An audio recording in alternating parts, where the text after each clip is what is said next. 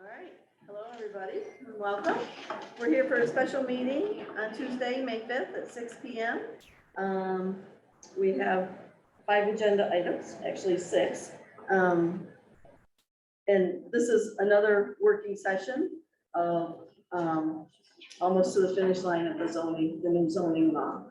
So we have Monica Ryan from River Street Planning with us as well. Welcome, Monica. Did you hear me? Hi, yes, I can hear you. Can you hear me? Yeah. Okay, so, old business. Local law amending chapter 70, town zoning law. We need to conduct part 1 and part 2 of the secret environmental assessment on the new proposed law. So Monica, in your package, you have those forms. So Monica's gonna walk us through it. So did you introduce the local law at a meeting? Did we introduce the local law at a meeting? I thought I don't think you've done that yet, right? Isn't that tonight? That was one of the resolutions. So we have the 2 resolutions that were sent. Eric, can you help me out with Monica, that? do you want us to adopt the resolutions first, introducing the local law? So I think you need to introduce the law first because the seeker action is on the introduced law. So that should happen. Step 1 should be introducing it and then seeker. Okay. So we're here tonight for purposes of discussing the local law, right? And then chapter 70 of the town zoning law and chapter 9 of the planning board local law portion of the town code. Those have been worked on, and we're here tonight for the discussion of those amended local laws. Okay, so we have to pass both resolutions to do that? Monica, how do you, I would do the resolution introducing the 2 local laws first. And then you can do seeker, and then however you're handling and the repeal of the 2 floating, the solar and the battery storage are also actions, the repeal of those. So if that's all in one resolution, right? The resolution to introduce the zoning chapter 70 is a introduction and it's a repeal and replace. So, and it should have, that resolution also has in it the repealing of the 2 local laws that are getting folded into the zoning. And then the chapter 9 is the other one. So both of those, chapter 9 doesn't require seeker, but chapter 70 does. So if you want to introduce both of those and then do seeker, that would be I think the correct order. yeah, and Monica, just in terms of revoking the prior laws, obviously that won't happen until the adoption of the new local laws, right? And it's got to be done. Correct. Yeah, Yep, I take exactly. the language that you have in the local laws does in fact simultaneously adopt the new one and repeals the old. Correct. Right? So Yes. the solution introduction, go through it, adopt it, conduct the seeker, set the public hearing, and we'll be set to go. That's the order. Yep, that's my recommendation. Okay, so can we adopt these 2 together? Yeah. Okay, so I need a motion to adopt the 2 resolutions, introduction of the local law to amend the town zoning law and other land use regulations to set a public hearing to be heard on such local law. That's the first resolution. The second one is introduction of local law to amend the town code, amending chapter 9 planning board and set a public hearing to be heard on such a local law. Is there a motion? So, Motion by Bob Stanamore. Is there a second? okay. All right, any further discussion or questions? Okay, all in favor, say aye. Aye. Okay, we got that piece out. All right, now we can talk about the part one. Is that our next step? Okay, Monica? Okay, so part one of seeker is really the, where you as the applicant are putting together really just the background on the project. Seeker for purposes, so the State Environmental Quality Review Act is, this is for the purposes of seeker, this is a type 1 action, which means it's the Department of Environmental Conservation has predetermined that adopting zoning, adopting comprehensive plans, and other activities are all classified as type 1 actions. And that automatically requires seeker review, and is, as a type 1 action, all type 1 actions require the review under a full environmental assessment form at the very least. So what you've got there is part 1 of seeker, which of the full environmental assessment form. And part 1 really is just the background information about the project. And in this case, I will say seeker is not so much set up for zoning and comprehensive planning type documents. It's more for a project specific.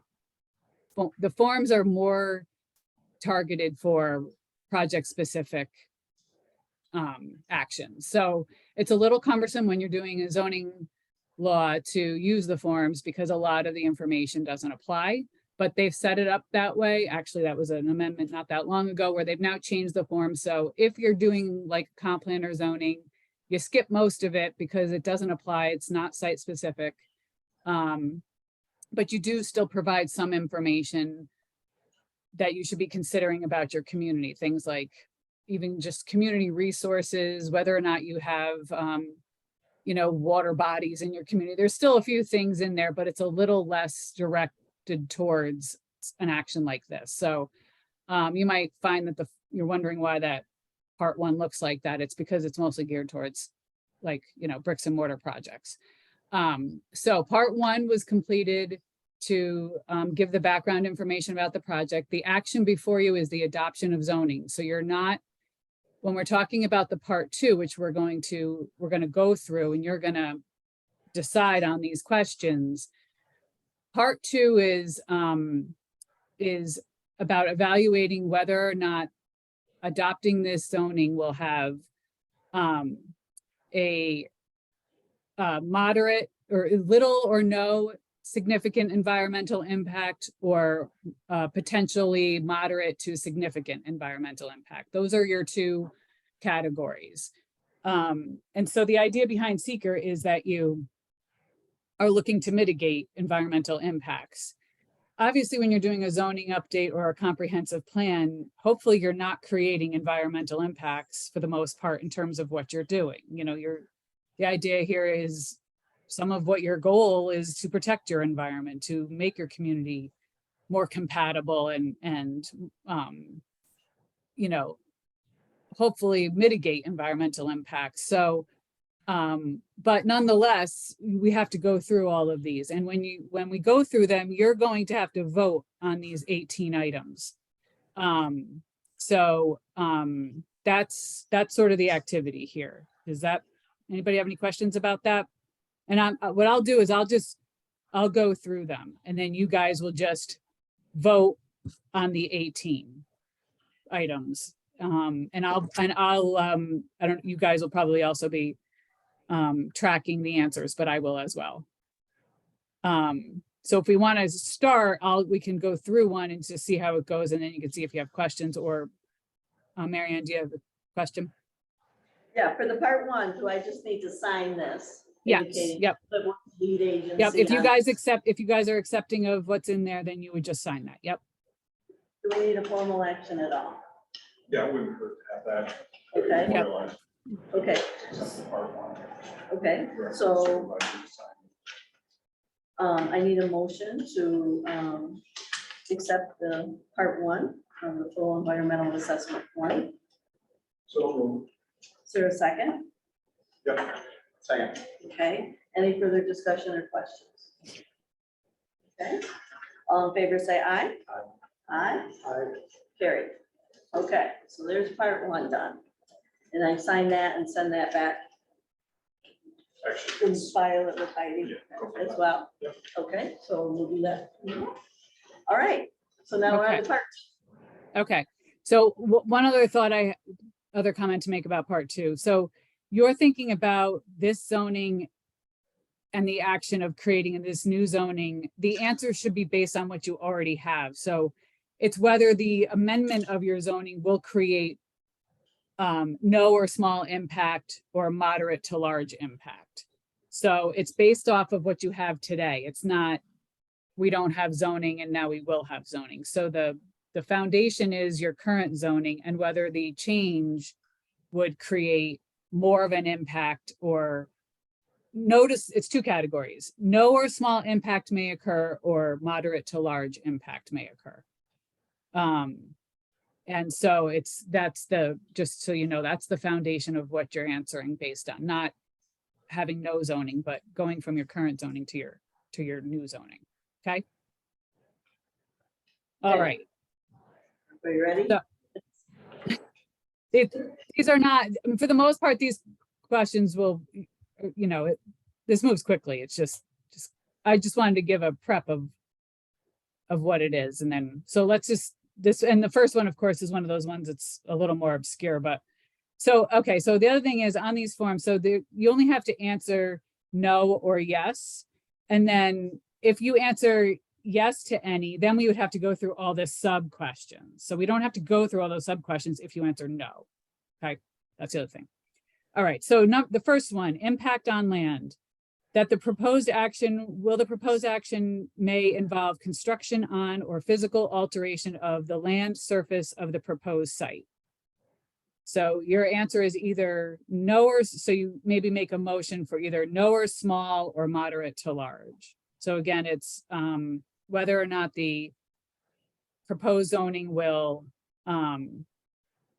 involve construction or physical alteration of a site, which I will just say in and of itself, adoption of zoning isn't going to do that. It's, so just keep in mind, it's the action of adopting zoning, not any one other thing, any project that might come out of this that triggers seeker will require its own seeker. So this doesn't replace seeker for, you know, if you have another solar project that comes through, regardless of how we do seeker tonight, that project will still require its own seeker. In other words, you know what I'm saying? So every project has its own seeker. Okay, so impact on land. We want to do it by motion or we just do it by consensus? You don't need a motion on each one, do you? Can we just have the clerk record that the consensus is a no?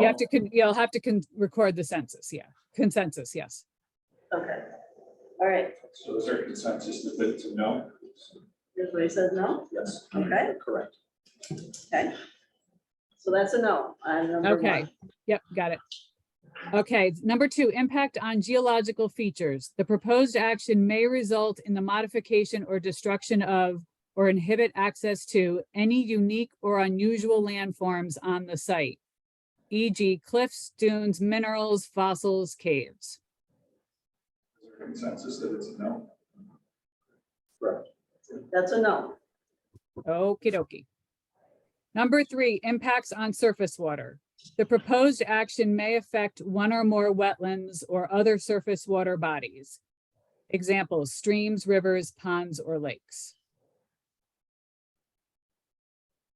Consensus that it's no? Yeah. That's a no. Okay. Number four, impact on groundwater. The proposed action may result in new or additional use of groundwater or may have the potential to introduce contaminants to groundwater or an aquifer. Consensus is no? Yes. Agreed? That's a no. Yes. Agreed. Impact on flooding. The proposed action may result in development on lands subject to flooding. Consensus that is no? No. No. That's a no. Okay. Number 6, impact on air. The proposed action may include a state regulated air emission source. This is a no. No. Everybody know? That's a no. Okay. Impact on plants and animals. The proposed action may result in a loss of flora or fauna. Consensus of no? No. Everybody know? That's a no. Okay. Impact on agricultural resources. The proposed action may impact agricultural resources.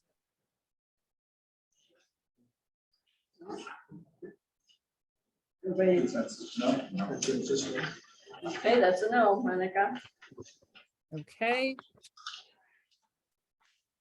Impact on aesthetic resources. The land use of the proposed action are obviously different from or are in sharp contrast to current land use patterns between the proposed project and a scenic and or aesthetic resource.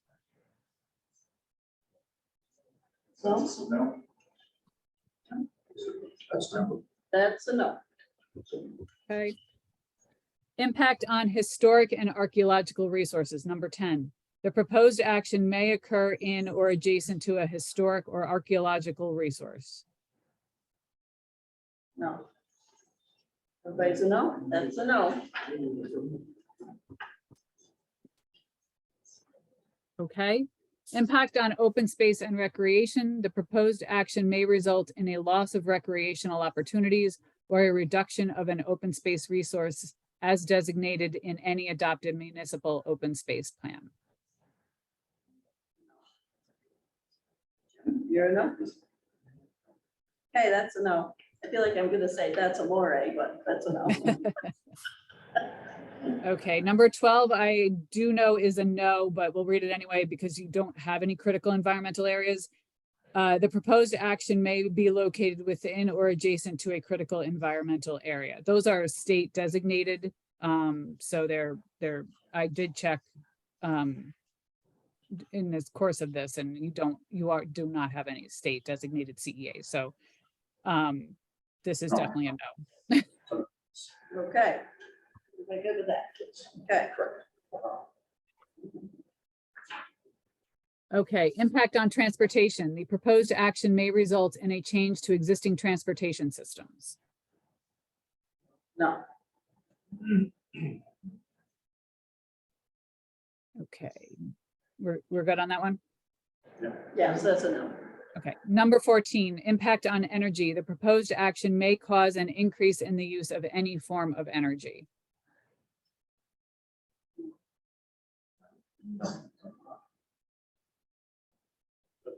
So that's a no. Okay. Impact on noise, odor, and light. The proposed action may result in an increase in noise, odors, or outdoor lighting. Yeah. No. Okay, that's a no.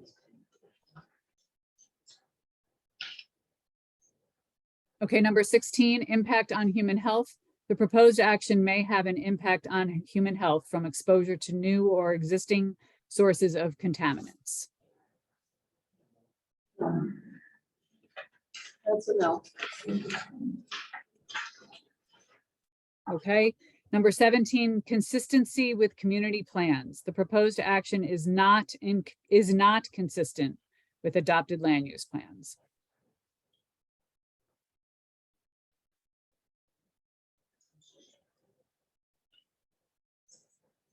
So this is still a no, even though it seems counterintuitive. Like the way it's worked.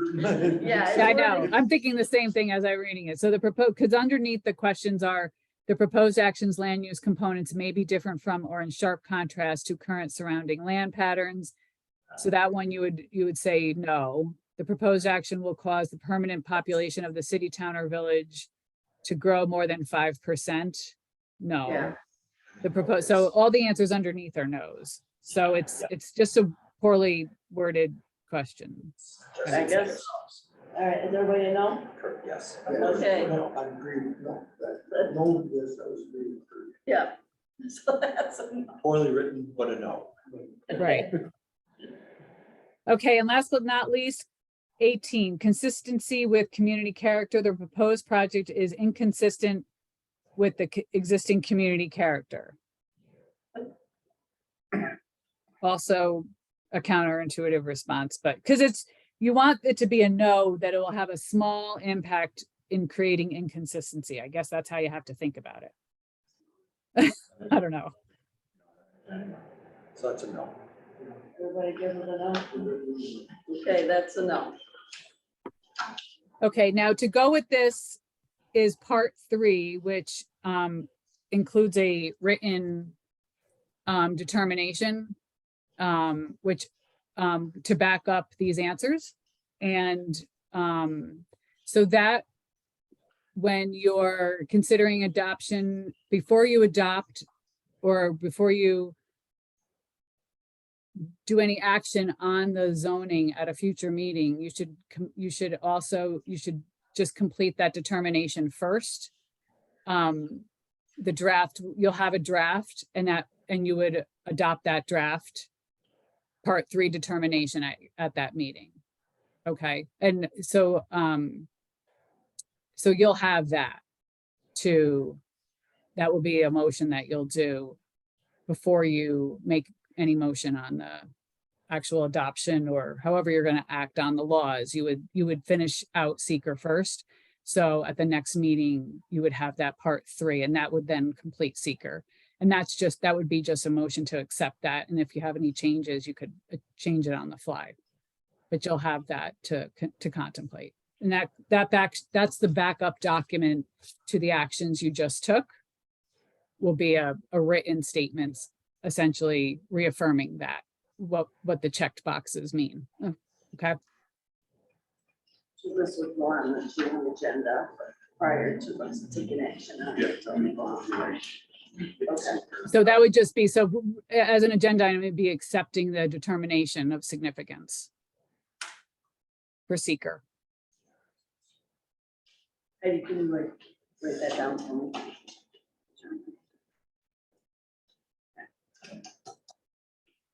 Okay. Whew. Who makes up these word questions? Just wonder. The state. The state. All right. So, so the next item, so we've already took action on the number 3 and 4, yes, by resolution. I think it needs to be clear that we're not repealing any solar laws at this time. It's going to be incorporated into the new zoning law. It's Right, incorporated into the adoption. right, It's just, I think the agenda items are designed to ensure that clarify that that's what's going to happen upon the adoption of the new law. right. If we go along with it. It's replacing. Yep. Right. So we would have to adopt the new zoning law and then repeal those other 2 laws. because Well, it's like I said, and the language codified. on there is pretty clear that those providers, with the adoption of the new providers being. We're in good shape. Okay, Just no gap. so there'll be no gap. There'd be no gap. No gap. Yeah, just want to make sure that that's clear. Okay. All right, so Monica, anything else on the secret? Nope, you're good for now. You'll just do the, so as a result of all these no's, what you're effectively doing is it's a negative declaration, so that there's no determination of significance. So that's what you'll be formally putting into the record at the next, at the next meeting. Okay. So the next item is we need to set a public hearing. So, for purposes of legally noticing all of this, that would be my recommendation that we do the public hearing on the 14th of our regular board meeting just prior. What do you think? That's enough time? Will that give us enough time? No time. Okay, so what time do you want to do it? Our meetings are back at 6 o'clock now, so. 5:30. Just 5:30? How long do you need? Talk about it, but Depends on the, I mean, when the village did theirs, what was it, Monica? What was there, a couple people maybe? they were all in support, but there were a few people. It was probably 4 or 5 Did it- total. did it And last long? that might even be an exaggerate of people that actually spoke. It might have only been like 3 or 4, but there were a few people. If we gave it half an hour, would that be all right? Like 5:30 to 6? You would know your community better than I. I don't know if there's any, if you have any concerns that there'll be turnout, I wouldn't know. Yeah. Hard to say. It's hard to say on something like this Right. because, two people in the community that are really concerned about code could take up quite a bit of time. If they really wanted to go through it and start picking up some things that the changes that they don't like, but. I mean, I would, if you're gonna have turnout, or if you do, I would have a plan in place for giving people a certain amount of time to speak. yeah. If you just think about that, I mean, hopefully, just so that everyone does get a fair turn and all of that, but you can set the time, you can set a time limit. And all of those things are perfectly fine, so you can think about that, but you know. 5:30 is fine. I suspect there'll be a couple of people who show up, and you may get a few people who want 1 or 2 minutes. But if it turns out that there's more concern, right, we can always adjourn the public hearing for the hearing date. Yeah. Conduct the second public hearing. Yeah, I mean, if we see that's what's gonna happen, we may just have to have a special meeting just for that. You can just leave it open. If you open it and go a certain amount of time, you can just leave it open.